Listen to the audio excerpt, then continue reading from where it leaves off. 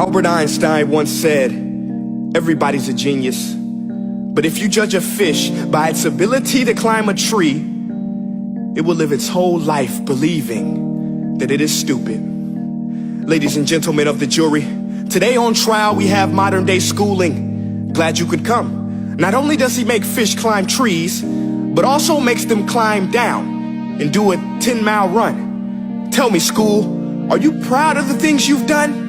Turning millions of people into robots, do you find that fun? Do you realize how many kids relate to that fish swimming upstream in class, never finding their gifts, thinking they are stupid, believing they are useless?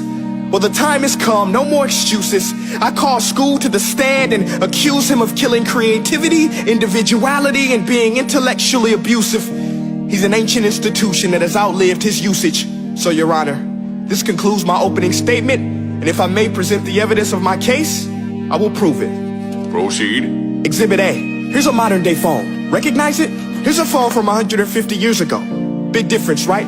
Stay with me. Here's a car from today, and here's a car from 150 years ago.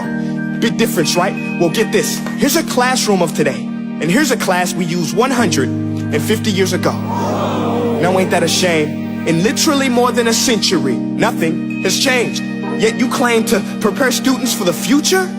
But with evidence like that, I must ask, do you prepare students for the future or the past? I did a background check on you and let the record show that you were made to train people to work in factories, which explains why you put students in straight rows, nice and neat, tell them sit still, raise your hand if you want to speak, give them a short break to eat, and for 8 hours a day tell them what to think.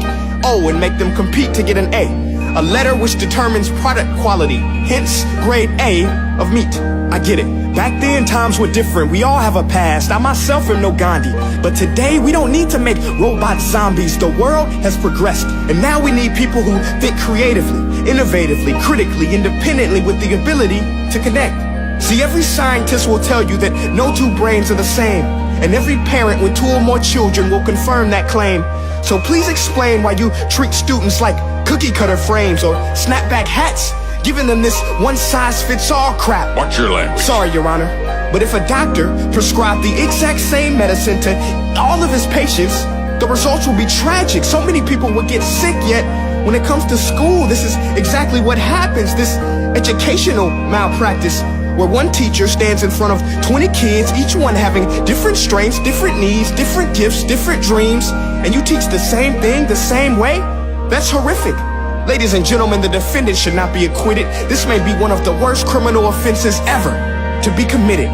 And let's mention the way you treat your employees. Objection. Overruled. I want to hear this. It's a shame. I mean, teachers have the most important job on the planet, yet they're underpaid? No wonder so many students are short-changed. Let's be honest, teachers should earn just as much as doctors, because a doctor can do heart surgery and save the life of a kid, but a great teacher can reach the heart of that kid and allow him to truly live. See, teachers are heroes that often get blamed, but they're not the problem. They work in a system without many options or rights. Curriculums are created by policymakers, most of which have never taught a day in their life. Just obsessed with standardized tests. They think bubbling in a multiple choice question will determine success. That's outlandish. In fact, these tests are too cruel to be used and should be abandoned, but don't take my word for it. Take Frederick J. Kelly, the man who invented standardized testing, who said, and I quote, "These tests are too cruel to be used and should be abandoned." Ladies and gentlemen of the jury, if we continue down this road, the results will be lethal. I don't have much faith in school, but I do have faith in people.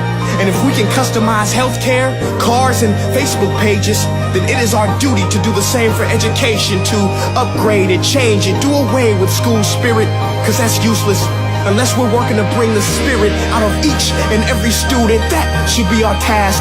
No more Common Core. Instead, let's reach the core of every heart in every class. Sure, math is important, but no more than art or dance. Let's give every gift an equal chance. I know this sounds like a dream, but countries like Finland are doing impressive things. They have shorter school days. Teachers make a decent wage. Homework is non-existent, and they focus on collaboration instead of competition. But here's the kicker, boys and girls. Their educational system outperforms every other country in the world. Other places like Singapore are succeeding rapidly. Schools like Montessori, programs like Khan Academy, there is no single solution. But let's get moving, because while students may be 20% of our population, they are 100% of our future.